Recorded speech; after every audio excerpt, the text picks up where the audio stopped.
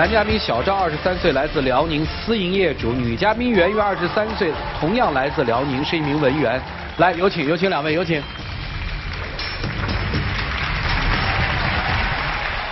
欢迎你们啊！你们没来之前，刚才我用了几个闪来描述你们这段情，是吧？你们自己再把这个闪跟老师们详细的说说吧。去年他那时候参加一个兼职的活动，然后就看他就对工作挺认真的，觉得一个对工作这么好的人，然后应该对家庭啊、对生活什么都能比较好。通过要那个微信的方式嘛，经过1个多月，确定了我们2个之间的恋爱关系。1个月确立恋爱关系。对对对，经过了3个月吧，然后我们就见了双方的父母。这叫闪见，对不对？我们双方父母对我们2个都挺认同的。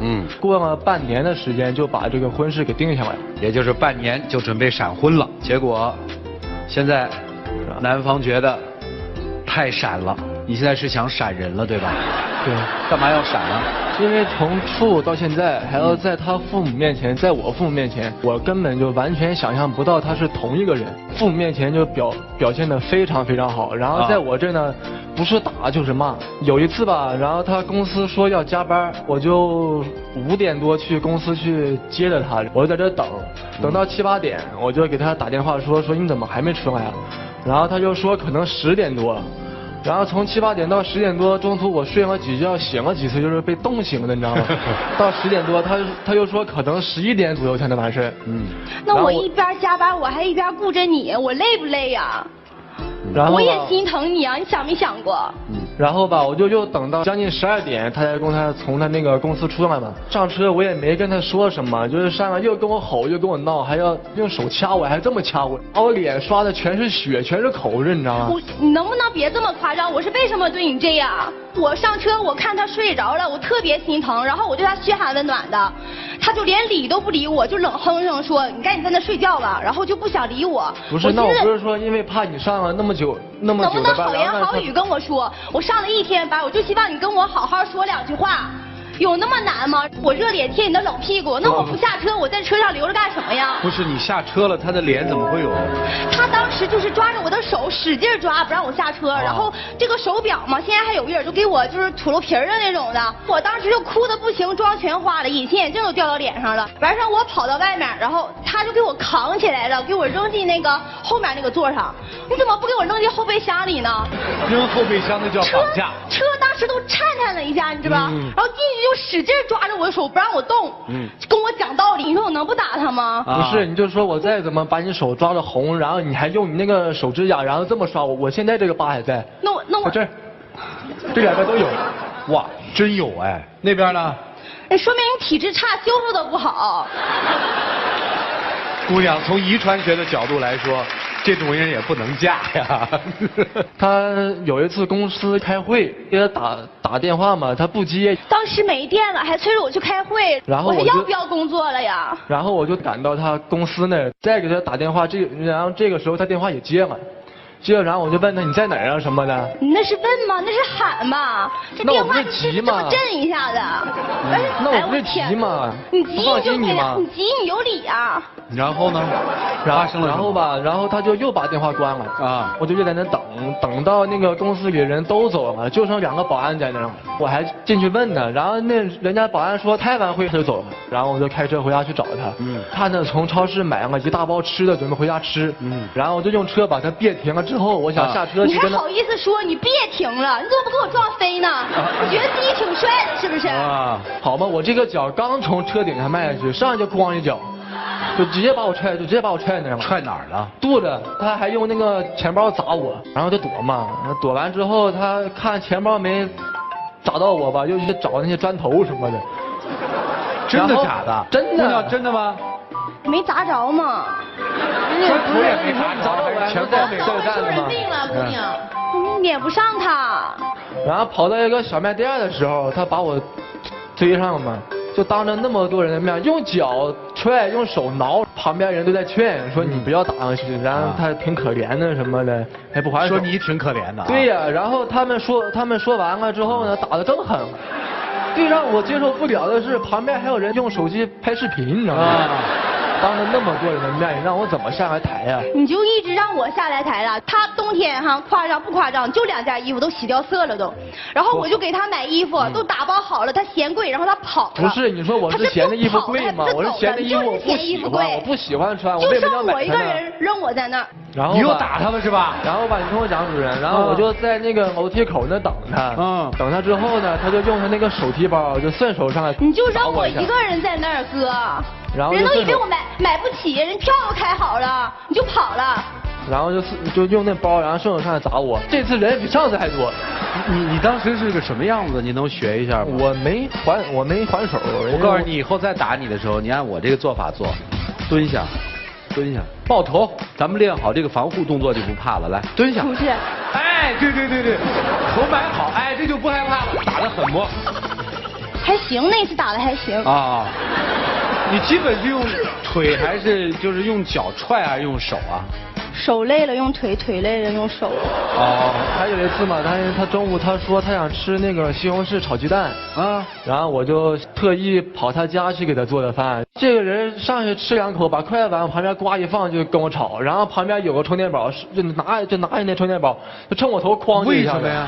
这是什么道理？我想要加糖的西红柿炒鸡蛋，我告诉过加糖，你就给我加点糖行不行？不是，你非要跟我作对，我就想吃甜口的。不是，那你是就是说他嫌自己胖嘛，然后我就怕他糖吃多了又长肉什么的，然后他就是自己说就减肥呀，怕不吃饭什么的，对身体也不好嘛。减肥是女人一辈子的事业，好不好？哪次减肥成功了？你就不能容忍我一次吗？这还是当着他妈的面，你知道吗？拿那个充电宝它都碎了，然后我头还能没有事，我觉得头挺硬的，你知道吗？所以那我妈不是帮你了吗？给我骂成什么样了？当年我走。你妈把你往哪儿撵呀？把我往她家撵。那可不就是帮你吗？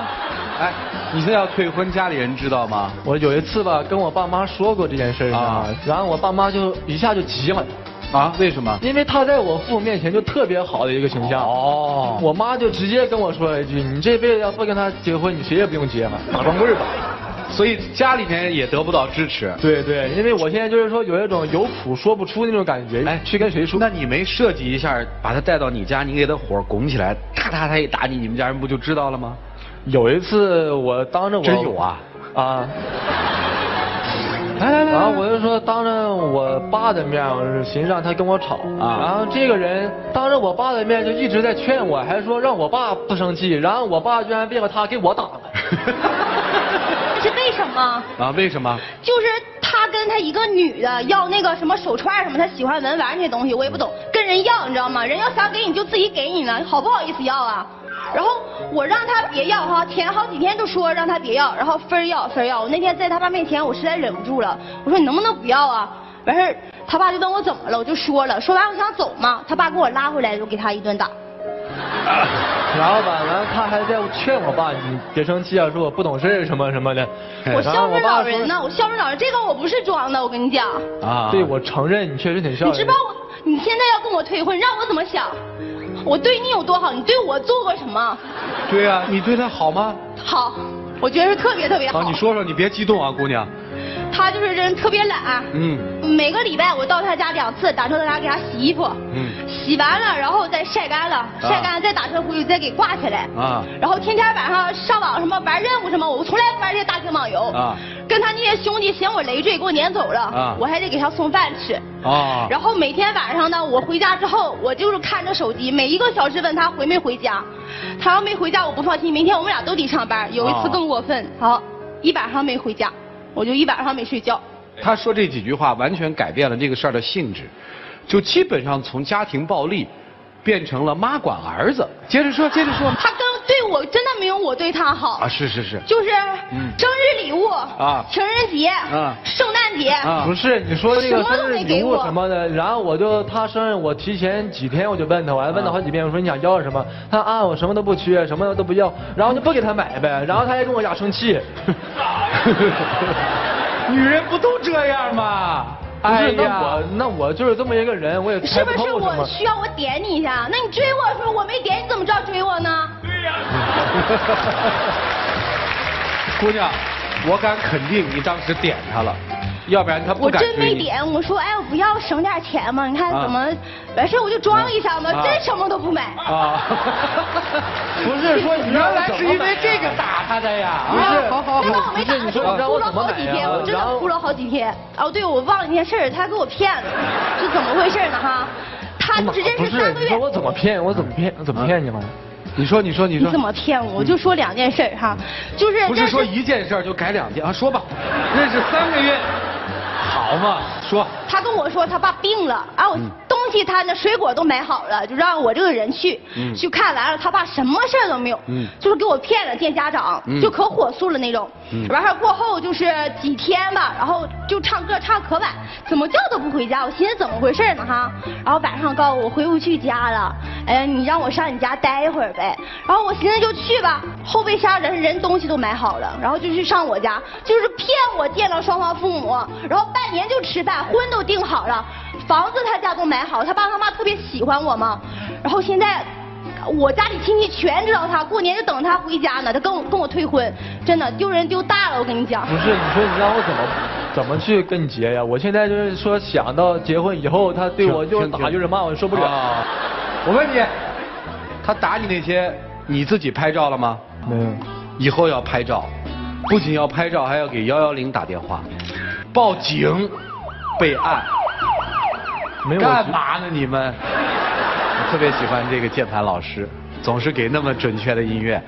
得嘞，我也不说了，听起来喧喧闹闹的，但是这个背后还能感受到有爱。来，一起丘比特问卷。首先啊，我们先定性啊，家暴当然是不对的，对甭管是他特别男女还是不定性，我女每次都管着他，就像没长大一样，就是这样。这就是刚才赵川说到点上了，你把他当孩子了，你不是一个不讲道理的人，因为你知道在父母面前你温柔体贴，你也知道当着他的父母给足了他们尊重，而且能够好言好语跟他劝。为什么在你们2个人之间你一定要这种表现形式呢？我觉得跟两点有关。第一，你们从认识到确立恋爱关系到最后订婚时间太短了，可能以你的本意你会要慢一点，但是已经把你推到这个位置了，也就是你周围的人双方父母都觉得你很好，你们俩在一起非常好。对，我现在已经无法退回了这种。这是第一点。第二点，基于你已经没有退路了，你对他就可能就是恨铁不成钢。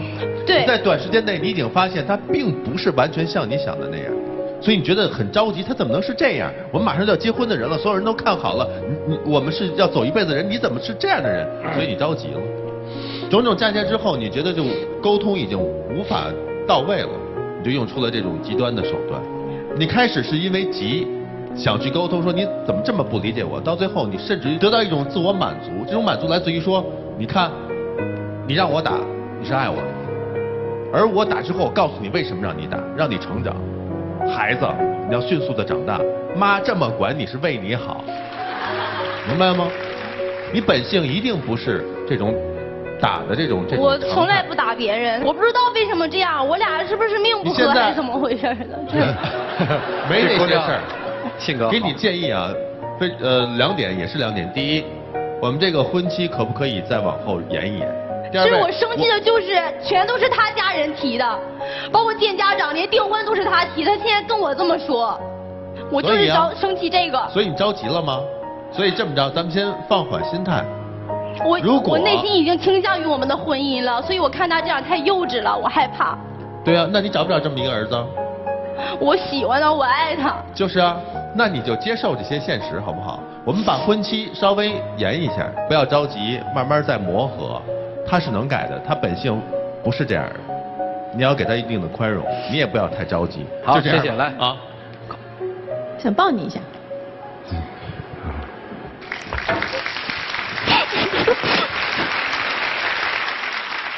为什么想抱你，知道吗？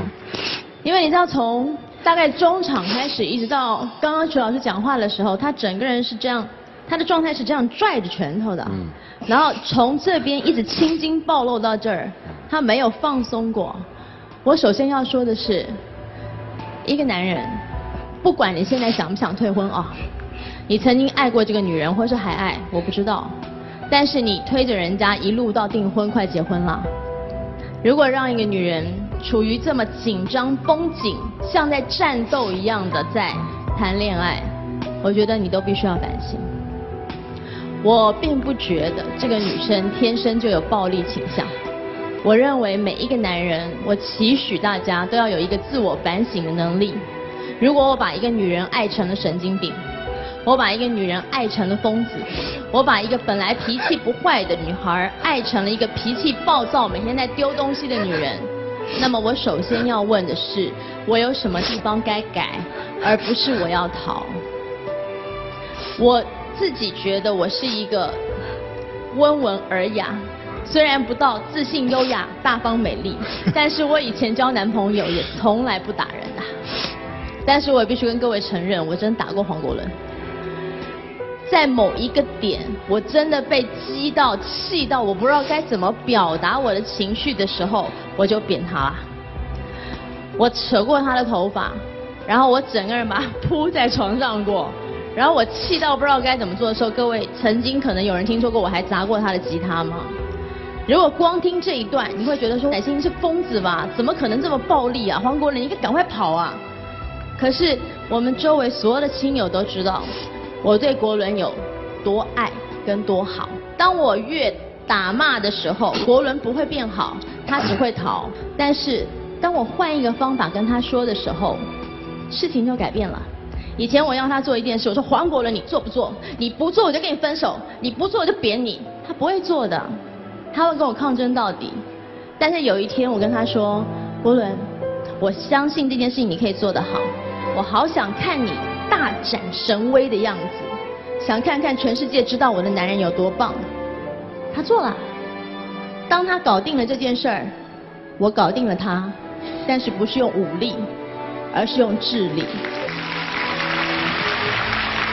其实你知道吗？虽然大家觉得说听起来好像我很暴力，可是我可以跟大家讲，真的我被吃得死死的，所以你不要装可怜了。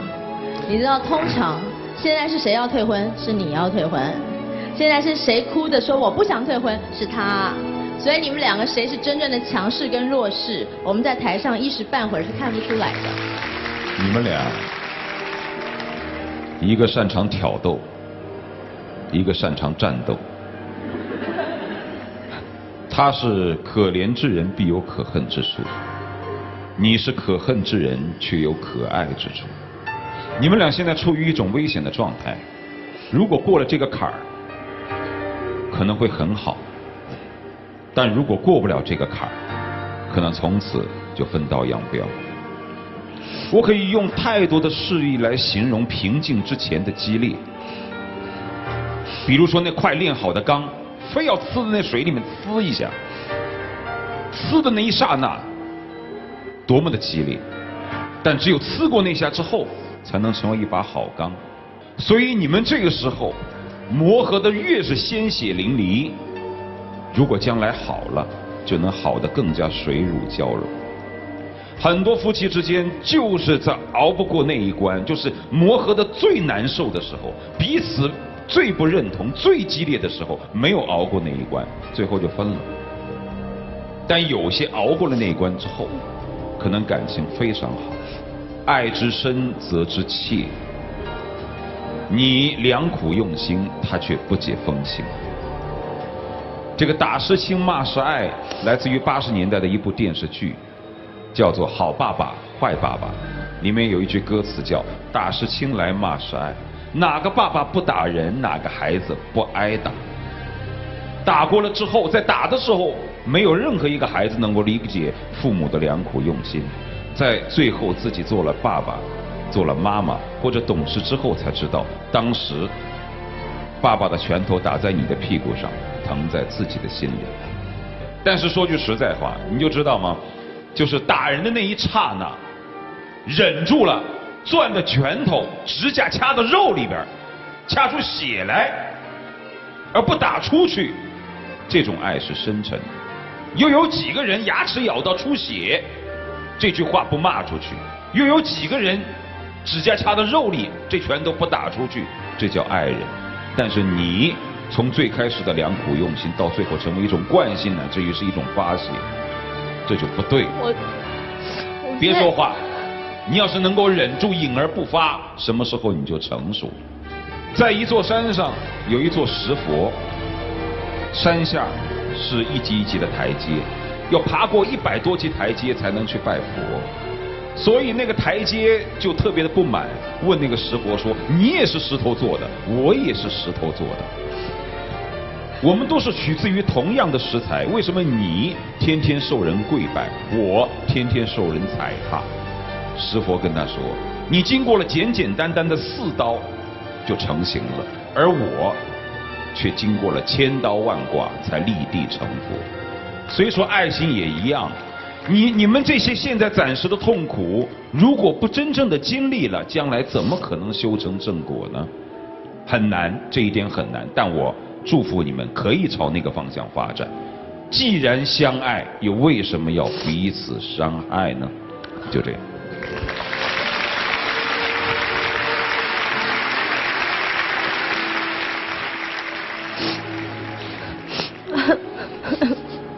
别看我，去给他擦擦。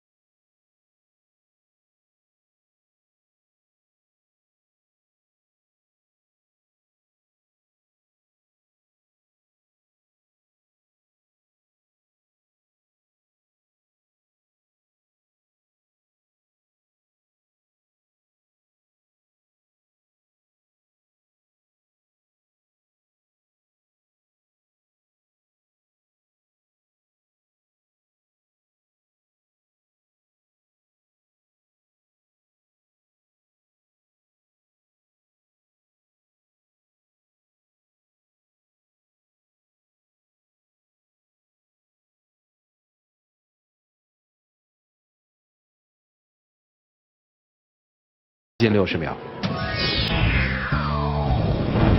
每天打我真的受不了，真的很疼。手打能有多疼啊？是你手打不疼，你会用包啊、充电宝什么打我呀？不用了，以后不用道具了，行不行？我真的怕。那你还想打我呀？你打屁股。求你了，别闹。你能改吗？那么多人呢，给我留点面子好不好？你能改吗？能。你每一次都说你能改，你改过吗？这不是说找打吗？改，我都改。我本身也有错，我知道打完你我是最心疼的。我都要去看心理医生，真的，我被逼成这样，我自己都害怕。我希望我变成更好的人，我也希望你变成更好的人。哎，我改。回吧啊，回去吧。你送不送他？他会不会回来？乃馨，你送他吧。好可怜。不要，我不要他。哎。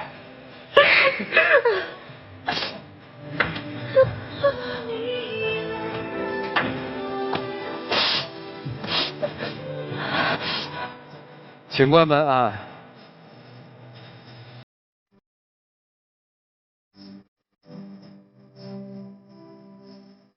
问一问，来话筒。来，姑娘，为什么哭？你能跟我们分享一下？麻烦起来。我之前谈过恋爱，跟他一样。哦，你之前谈过恋爱，跟他一样啊？我就想跟他说，没有什么可留恋的，放下就过去，真的。这是勾起了心里的伤啊！我的天哪！也就是说你也打男朋友是吧？我不打的，但是我那会儿真的做了好多，他没回来，然后后来他回来之后我不要他了，有啥？真没啥，我觉得。自己挺值钱的。对。坐下来吧。哎，好了，刚才我们听了观众朋友的意见哈，他们已经被这对情侣深深的打动了。接下来出场的神秘的嘉宾，他们曾经也陷入到了爱情和家庭的两难境地之中。我们先通过一个小片来回忆一下，他们当初来到这个节目是因为什么。他这个人平时特别的小肚鸡肠，天天查看我的通讯录，查看我的短信，而且我跟你不结婚是有其他的原因。我觉得什么原因？我自己年纪比较小。姑娘打算在什么时候嫁给他？我想在5年以后。我是希望我们能够积累一部分的这个经济，我们可以先成个家，一起努力啊，慢慢的来嘛。虽然说我不是一个很势利的女人，但是我觉得我看我周围的女孩找的男朋友都挺有钱。哪个父母呢都希望自己的女儿呢能嫁一个条件好、工作也好的一个男孩。工作好，家里条件好，不见得对您的女儿好。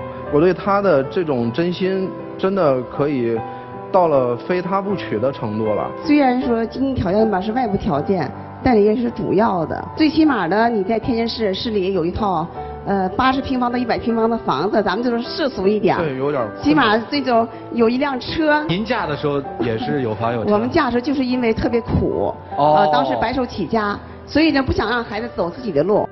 接下来让我们用掌声请出这对嘉宾，掌声有请。欢迎啊，欢迎啊！主持人您好。好。现场的观众朋友们大家好，各位老师好。好。现在关系怎么样啊？我们准备10月份结婚。哦，你目前反对吗？现在不反对了，他今年也换了一份新工作。哦，今天你母亲怎么没来啊？妈妈还在新疆比较忙，所以没有来到现场。没来是吧？但是我知道好像编导已经做好了准备功课，是要有一个连线，是不是？来，我们来接一下，来。阿姨，我是张希。你好，张希。有这么客气呢？阿姨，我们正在录节目，然后现在那个赵川老师想采访一下您。我没什么想问的，我就问你接不接受这臭小子做你姑爷呀？赵老师您好。好，您好啊。对。接受吗？现在接受了。接受了啊。那您是怎么转变的呢？因为现在张希呢已经转变了。就说呢，工作今年呢非常努力，然后换了一个外企。薪资呢也不错。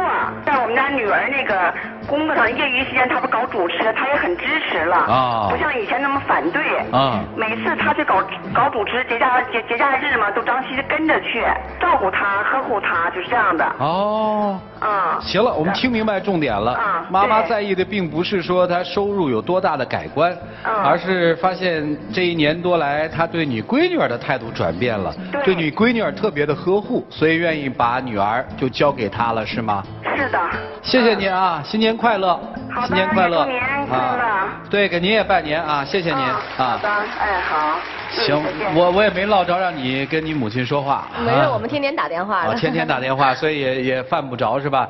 那你们俩也代表这个即将步入婚礼殿堂的这个情侣，给电视机前观众朋友拜个年，好不好？来。在新春佳节来临之际呢，我也想祝福现场的每位观众朋友们，以及电视机前的所有观众朋友们，还有我们爱心保卫战的所有工作人员以及老师，祝大家新年快乐，万事如意，金猴献瑞，财源广，银树成祥，花果树。祝大家新的一年芝麻开花节节高，一年更比一年强。谢谢大家。哎呀，好。刚才这一对你们也看到了啊，有什么要跟他们分享的吗？我觉得从男人的角度来说的话，这个女生打你2下就打你2下啊，因为只要不打死就行。我现在这也是崭新的。就是打2下就打2下啊！我觉得这个女孩可能也是爱之深恨之切，所以说她可能也是有点恨铁不成钢，所以说她可能把自己心里面所有的情感全部发泄在这个男人的身上了，也有一点这个撒娇的成分在里面吧。但是我觉得再怎么说也不能应该太狠，适可而止就好。所以说像你那一道就不算太狠。这个就是极限了吧？这是极限吗？是极限，就是可展示的极限是吧？其实看完以后我也挺心疼的，我是当时挠的时候没有发现，事后才发现的。好吧，祝你们猴年里互相挠痒痒啊，身上红一片啊，开开心心的，红红火火过新年。对，红红火火的。最关键，你看，我就说这吉祥话我根本说不过他。祝你们10月份的婚礼如期而至，开开心心。谢谢。我还是那个老观点啊。祝你们早生贵子，谢谢你们，谢谢大家，请回，请回，谢谢，请回，请回，谢谢，谢谢，谢谢，谢了，谢谢观众朋友们，好，请回啊。曾经的剑拔弩张，通过了这个平台的沟通和交流，一家人又一次的走在了一起，一场美丽的婚礼即将如约而至。可是现场的这一对，他们的选择是什么呢？请开门。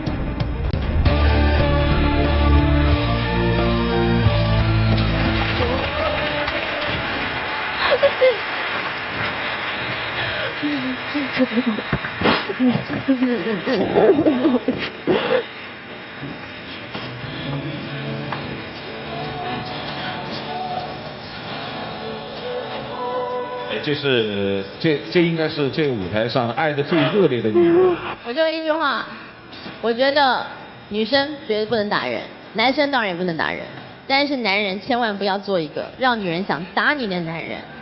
有的时候，在人前可以装大男人，但两个人的时候，做个小男人，温柔一点，没事儿，这才是大丈夫，怕老婆大丈夫。老婆，我知道我以前没有知道你的心，我也没去跟你多沟通，也没有去平静的下来。你放心吧。好。我觉得我挺没有脸的，其实遇到他之后，我觉得结婚就结婚吧，半年就半年吧。说实话，没遇到之前，我觉得我没玩够，真的没玩够。现在我真的我愿意把一切都交给你，咱们以后一定好好的，好不好？行，我相信你，你也相信我的。来吧，有请我们的小花童吧。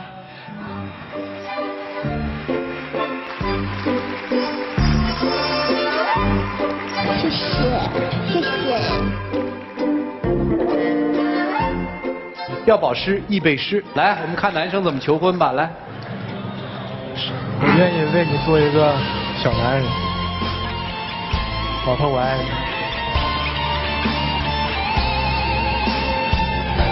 下吧。不要。